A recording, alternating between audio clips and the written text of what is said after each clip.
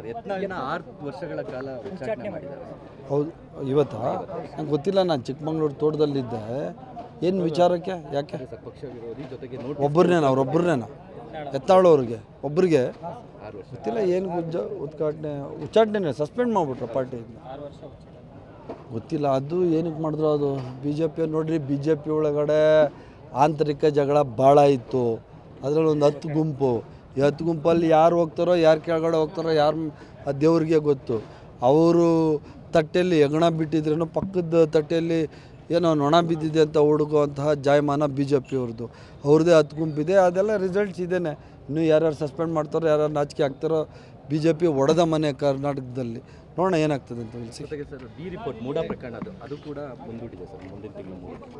B report ಏನಾಗಿದೆ ಅಂತೇಳಿ ನಿಮಗೆ ಗೊತ್ತಿದೆ. ಈಗಾಗಲೇ ಮಾನ್ಯ ಹೈಕೋರ್ಟಲ್ಲಿ ನ್ಯಾಯಮೂರ್ತಿಗಳು ಇದರಲ್ಲಿ ಯಾವುದೇ ಅವ್ಯವಹಾರ ನಡೆದಿಲ್ಲ, ತಪ್ಪುಗಳು ನಡೆದಿಲ್ಲ ಅಂತ ಈಗಾಗಲೇ ಹೇಳಿದ್ದಾರೆ. ಅದನ್ನು ನಾವು ಸ್ವಾಗತ ಮಾಡ್ತೀವಿ. ಯಾವತ್ತೂ ಸಂವಿಧಾನಕ್ಕೆ ಅತ್ಯಂತ ಹೆಚ್ಚಿನ ಬೆಲೆಯನ್ನು ಕೊಡ್ತಾ ಇರುವಂಥದ್ದು ಕಾಂಗ್ರೆಸ್ ಪಕ್ಷ. ಮುಖ್ಯಮಂತ್ರಿಗಳಾದಾಗಿ ನಾವೆಲ್ಲರೂ ಕೋರ್ಟ್ ಏನು ತೀರ್ಮಾನ ಮಾಡ್ತದೆ ಆ ತೀರ್ಮಾನಕ್ಕೆ ನಾವು ಯಾವತ್ತೂ ಬದ್ಧರಾಗಿರ್ತೀವಿ. ಸಂಬಂಧಪಟ್ಟಿದ್ದು ಸರ್ ಯತ್ನಾಳನ್ನ 6 ವರ್ಷಗಳ ಕಾಲ ಉಚ್ಚಾಟನೆ ಮಾಡಿದ್ದಾರೆ. ಹೌದು, ಇವತ್ತಾ ನಂಗೆ ಗೊತ್ತಿಲ್ಲ. ನಾನು ಚಿಕ್ಕಮಂಗ್ಳೂರು ತೋಟದಲ್ಲಿದ್ದೆ. ಏನು ವಿಚಾರಕ್ಕೆ? ಯಾಕೆ ಪಕ್ಷ ವಿರೋಧಿ ಜೊತೆಗೆ ಅವರೊಬ್ಬರನ್ನೇನ ಯತ್ನಾಳವ್ರಿಗೆ ಒಬ್ಬರಿಗೆ 6 ವರ್ಷ ಗೊತ್ತಿಲ್ಲ. ಏನು ಉಚ್ಚಾಟನೆ ಸಸ್ಪೆಂಡ್ ಮಾಡಿಬಿಟ್ರು ಪಾರ್ಟಿಯಿಂದ.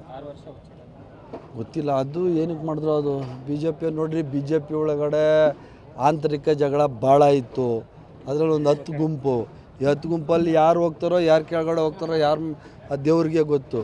ಅವರು ತಟ್ಟೆಯಲ್ಲಿ ಹೆಗಣ ಬಿಟ್ಟಿದ್ರೇನು ಪಕ್ಕದ ತಟ್ಟೆಯಲ್ಲಿ ಏನೋ ನೊಣ ಬಿದ್ದಿದೆ ಅಂತ ಹುಡುಕುವಂತಹ ಜಾಯಮಾನ ಬಿ ಜೆ ಪಿಯವ್ರದ್ದು. ಅವ್ರದ್ದೇ 10 ಗುಂಪಿದೆ. ಅದೆಲ್ಲ ರಿಸಲ್ಟ್ಸ್ ಇದೇನೆ. ಇನ್ನೂ ಯಾರ್ಯಾರು ಸಸ್ಪೆಂಡ್ ಮಾಡ್ತಾರೋ, ಯಾರ್ಯಾರು ನಾಚಿಕೆ ಆಗ್ತಾರೋ. ಬಿ ಜೆ ಪಿ ಒಡೆದ ಮನೆ ಕರ್ನಾಟಕದಲ್ಲಿ. ನೋಡೋಣ ಏನಾಗ್ತದೆ ಅಂತ ತಿಳಿಸಿ. ಜೊತೆಗೆ ಸರ್ ಬಿ ರಿಪೋರ್ಟ್ ಮೂಡಾ ಪ್ರಕರಣ ಅದು ಕೂಡ ಮುಂದೂಡಿದೆ ಸರ್, ಮುಂದಿನ ತಿಂಗಳು. ಬಿ ರಿಪೋರ್ಟು ಏನಾಗಿದೆ ಅಂತೇಳಿ ನಿಮಗೆ ಗೊತ್ತಿದೆ. ಈಗಾಗಲೇ ಮಾನ್ಯ ಹೈಕೋರ್ಟಲ್ಲಿ ನ್ಯಾಯಮೂರ್ತಿಗಳು ಇದರಲ್ಲಿ ಯಾವುದೇ ಅವ್ಯವಹಾರ ನಡೆದಿಲ್ಲ, ತಪ್ಪುಗಳು ನಡೆದಿಲ್ಲ ಅಂತ ಈಗಾಗಲೇ ಹೇಳಿದ್ದಾರೆ. ಅದನ್ನು ನಾವು ಸ್ವಾಗತ ಮಾಡ್ತೀವಿ. ಯಾವತ್ತೂ ಸಂವಿಧಾನಕ್ಕೆ ಅತ್ಯಂತ ಹೆಚ್ಚಿನ ಬೆಲೆಯನ್ನು ಕೊಡ್ತಾ ಇರುವಂಥದ್ದು ಕಾಂಗ್ರೆಸ್ ಪಕ್ಷ. ಮುಖ್ಯಮಂತ್ರಿಗಳಾದಾಗಿ ನಾವೆಲ್ಲರೂ ಕೋರ್ಟ್ ಏನು ತೀರ್ಮಾನ ಮಾಡ್ತದೆ ಆ ತೀರ್ಮಾನಕ್ಕೆ ನಾವು ಯಾವತ್ತೂ ಬದ್ಧರಾಗಿರ್ತೀವಿ.